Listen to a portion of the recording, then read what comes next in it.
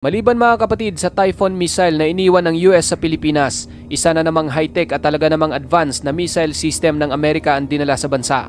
Ayon sa mga report, ang missile na ito ay magiging bahagi ng gagawing Balikatan Exercise 2025 sa pagitan ng Amerika at Pilipinas. Ngunit ayon mismo sa isang opisyal ng militar ng US, posibleng mananatili sa bansa ang nasabing missile kahit tapos na ang kanilang gagawing military exercise. Pag-uusapan natin mga kapatid ang bagong missile system na ito ng US at malalaman din natin mamaya kung paano ito gumagana, ano ang mga kakayahan nito at kung paano ito makakatulong sa pagdepensa, partikular na sa aggression ng China. Habang patuloy na tumitindi ang tensyon sa South China Sea, nakatakdang ilunsad ng Estados Unidos at Pilipinas ang panibago at pinalawak na edisyon ng kanilang taunang joint military exercise, ang Balikatan. Isasagawa ito mula April 21 hanggang May 9, 2025 at ngayong taon ay lalahukan ito ng humigit kumulang 14,000 na mga tropa, kabilang ang 9,000 mula sa Estados Unidos at 5,000 naman ang mula sa Armed Forces of the Philippines, kung saan ang hakbang na ito ay malinaw na pahiwatig ng layunin ng dalawang bansa na palakasin ang kanilang kakayahang mag-operate ng magkatuwang at magiging handa sa harap ng lumalalang banta sa rehiyon. Ayon sa ulat ng Bloomberg noong April 15, gaganapin ang mga pagsasanay sa mga pangunahing estratehikong lokasyon sa teritoryo ng Pilipinas, kabilang ang Hilagang Luzon at Palawan, mga lugar na malapit sa Taiwan at sa pinag-aagawang mga karagatang bahagi ng West Philippine Sea. Ang alyansang militar sa pagitan ng Estados Unidos at Pilipinas na nakabatay sa 1951 Mutual Defense Treaty ay muling nabigyan ng momentum sa mga nakalipas na taon. Mula nang muling ipatupad ang mga pinagsamang pagpapatrolya at pinalawak na kasunduang may kinalaman sa mga base militar sa ilalim ng Enhanced Defense Cooperation Agreement, pinalalim ng dalawang bansa ang kanilang pagtutulungan sa aspeto ng depensa. Ang Balikatan 2025 ay konkretong pagpapakita ng direksyon nito. Layunin nitong palakasin ang kahandaan sa labanan sa pamamagitan ng mga senaryo hango sa aktwal na operasyon tulad ng amphibious operation, pagtatanggol ng isla at coastal strike missions. Sa kauna-unahang pagkakataon, ipinadala naman ng Amerika at kasalukuyan ng nasa Pilipinas ang kanilang Nemesis missile system upang aktwal na isama sa pagsasanay. Isa itong mobile land-based na anti-ship missile launcher na pinagsasama ang Naval Strike Missile o NSM sa Rugi Fires Unmanned Ground Vehicle na nakakabit sa isang GLTV chassis. Ito ay isang makabuluhang pag-upgrade sa kakayahan ng bansa sa coastal defense at nagbibigay ng panibagong antas ng deterrence sa estruktura ng seguridad ng Indo-Pacific. Ang pagde-deploy ng ground-based anti-ship missile system na ito ay kasunod ng anunsyo ni US Defense Secretary Pete Hegseth noong nakaraang buwan na magiging tampok ang Nemesis sa taunang ehersisyo ngayong taon. Ayon sa Defense Secretary ng US, nagkasundo sila ni Defense Secretary Gilberto Teodoro Jr. sa mga susunod na hakbang upang muling itatag ang deterrence sa Indo-Pacific region. Nang tanungin naman kung mananatili ba sa Pilipinas ang Nemesis system matapos ang Balikatan, sinabi ni Colonel Doug Kragman ng US 1st Marine Expeditionary Force na ito ay nakadepende sa mga susunod pang exercise. Kung magkakaroon ng isa pang pagsasanay sa Pilipinas sa lalong madaling panahon matapos ang Balikatan at ang kagamitang ito ay angkop at hiniling ng AFP, tiyak na bukas kami sa posibilidad ng pakikilahok muli. Kasama rin mga kapatid sa pagsasanay ang Typhoon missile system na opisyal na kilala bilang Mid-Range Capability o MRC na nagbibigay ng kakayahang maglunsad ng mga missile mula sa lupa, partikular ang SM-6 at Tomahawk missile. Ang SM-6 ay may kakayahang magsilbi bilang air defense at anti-ship missile, habang ang Tomahawk na karaniwang ginagamit bilang long-range land attack missile ay ginagamit na rin ngayon para targetin ang mga maritime asset. Sa range ng system na umaabot ng hanggang sa 1,500 kilometers, binibigyang daan ng Typhoon ang malalim na strike capability sa mga pinagtatalunang teritoryo na tuwirang tumutugon sa lumalawak na A2AD o Anti-Access Area Denial Networks ng China sa rehiyon. Ang sabayang pag-deploy ng Nemesis at MRC ay unang beses na nagpakilala ng isang multi-layered at mobile missile threat na nagmumula mismo sa teritoryo ng Pilipinas, bagay na lalong nagpapahirap sa mga kalaban sa kanilang pagtukoy ng target at pagpaplano ng operasyon. Sa naturang pagsasanay, magdideploy ang Pilipinas ng mga pangunahing gagamitang bahagi ng programa ng modernisasyon nito, kabilang ang mga FA-50 jet, 155mm artillery, mga frigate at landing docks. Sa panig naman ng Amerika, magdadala sila ng mga F-16 fighter jets, Marine Corps F-18 fighters at MV-22 Osprey na nagsimula ng magsagawa ng flight operations sa rehiyon. Kasama ng Nemesis, magdadala rin ang US ng iba pang kagamitan tulad ng Marine Air Defense Integrated System para sa live-fire missile defense exercises, pati na rin ang HIMARS rockets, Stinger missile at Avenger Air Defense System.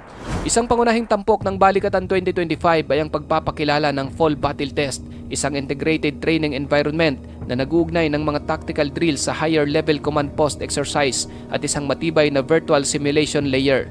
Ang holistic na approach na ito ay nagpapahintulot ng magkakasabay na operasyon sa lupa, dagat, himpapawid, kalawakan at cyber domain. Ayon kay US Colonel Doug Ragman, ang pagsasanay na ito ay hindi lamang isang ehersisyo, kundi isang live rehearsal na idinisenyo upang subukin ang pagpapatupad ng mga komplikadong pinagsamang operational plans sa ilalim ng mga simulated wartime conditions.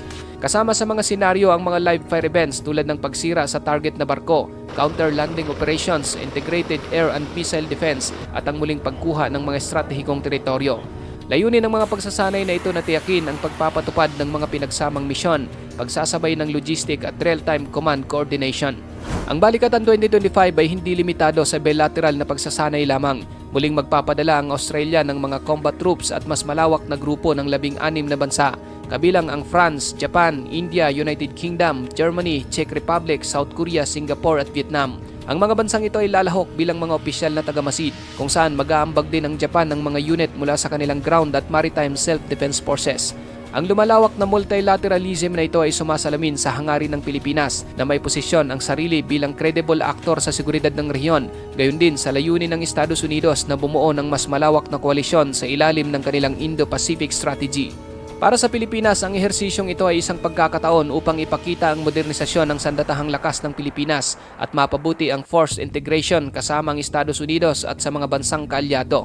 Isinasagawa ito sa gitna ng sunod-sunod na insidente ng tensyon sa pagitan ng mga puwersang pandagat ng China noong 2014, partikular na sa paligid ng Second Thomas Shoal at mga isla ng Spratly, kung saan ilang ulit nang hinaras ang Philippine Coast Guard at mga resupply mission. Sa pamamagitan ng balikatan, nagkakaroon ng pagkakataon ang mga unit ng Pilipinas, lalo na yung nakatalaga sa Northern at Western Theater Command, na magsanay ng mabilisang deployment, maritime denial operation at air-ground coordination sa mga senaryong komplikado at malapit sa mga tunay na banta. Para naman sa Amerika, ang ehersisyo ay nagpapakita ng matatag na paninindigan nito sa seguridad ng Indo-Pacific at sa pagtatanggol sa mga kaalyado alinsunod sa mga formal na kasunduang pangdepensa. Isa rin itong malinaw na pahiwatig ng isang forward deployed posture na naglalayong pigilan ng anumang tangkang baguhin ang umiiral na kaayusan sa rehiyon sa pamamagitan ng puwersa. Ang pag-deploy ng mga advanced system tulad ng Nemesis at Typhoon ay nagpapakita ng pagbabago sa estratehiya ng Estados Unidos patungo sa paggamit ng mga mobile, survivable at precision-guided capabilities sa teritoryo ng mga kaalyado, isang bahagi ng konseptong stand-in force na itinataguyod ng US Marine Corps at ng Army's Multi-Domain Task Force.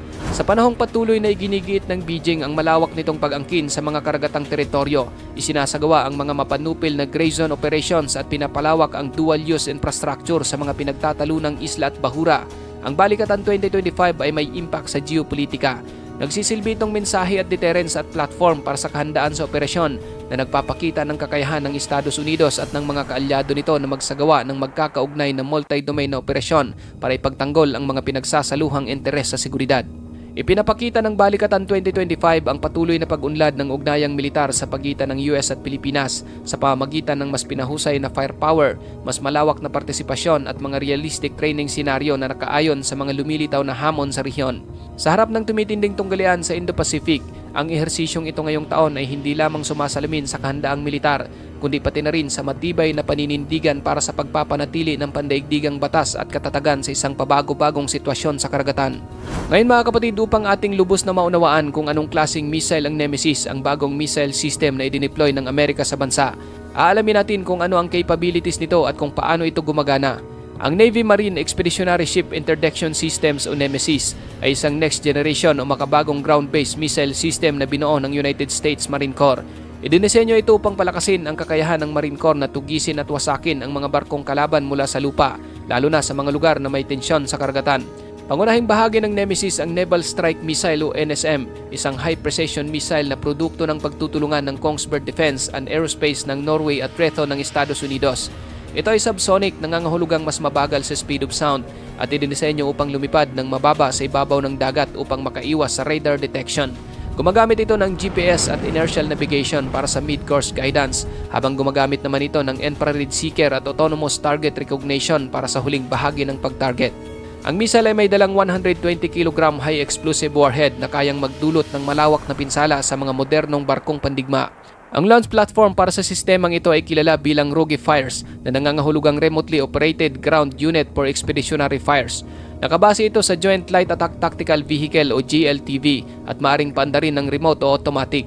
Kayang magdala ng 2 naval strike missile ang sasakyang ito at idinisenyo ito upang madaling maipadala sa pamamagitan ng himpapawid o dagat, bagay na nagbibigay rito ng kakayahang mabilis na ilipat at i-deploy sa iba't ibang lokasyon.